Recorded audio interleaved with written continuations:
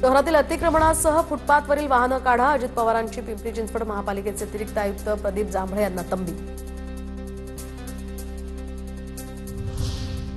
मुंबईतील रोहिंग्या आणि बांगलादेशी फेरीवाले पकडण्यासाठी शोध मोहीम राबवा. मंत्री मंगलप्रभात लोढा यांच्या सूचना.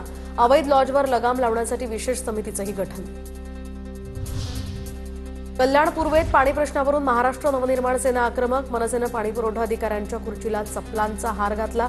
ऐन दिवाळीच्या तोंडावर कल्याण पूर्वेतील अनेक भागांमध्ये पाणी नसल्यामुळे नागरिक त्रस्त. अहिल्यानगर शहरातील दुकानांवर भगवा ध्वज लावण्याची मोहीम. आमदार संग्राम जगताप यांच्या वक्तव्यानंतर ही मोहीम सुरू झाल्याची चर्चा. एअरपोर्टला बीव्हीजी कंपनीचे पदाधिकारी शिंदेंच्या शिवसेनेत दाखल. उद्धव ठाकरे गटाला हा मोठा झटका. भारतीय कामगार सेनेचे पदाधिकारी शिवसेनेच्या all India airport aviation employee युनियनमध्ये सामील.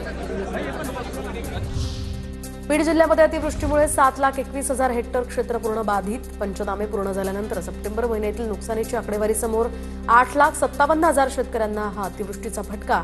नुकसान भरपाई देण्यासाठी जिल्हा प्रशासनाकडून 645 कोटींच्या निधीची सरकारकडे मागणी. मध्य महाराष्ट्र, मराठवाडा आणि विदर्भात हलक्या सरींची शक्यता. पुणे, रत्नागिरी, सिंधुदुर्गसह इतर जिल्ह्यांना पावसाचा येलो अलर्ट. तर पश्चिम मध्य अरबी समुद्रामध्ये आता चक्राकार वाऱ्याची स्थिती निर्माण झाल्यामुळे हा अंदाज.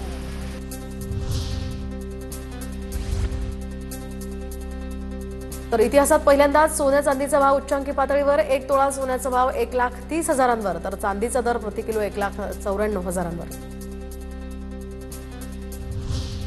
नाशिक सिंहस्थ कुंभमेळा तयारीची या ठिकाणी उज्जैनच्या पथकाकडून पाहणी होणार. पाहणीसाठी अधिकाऱ्यांचं पथक गुरुवारी नाशिकमध्ये दाखल होणार. पथकात विभागीय आयुक्त, जिल्हाधिकारी, मनपा आयुक्तांचाही समावेश.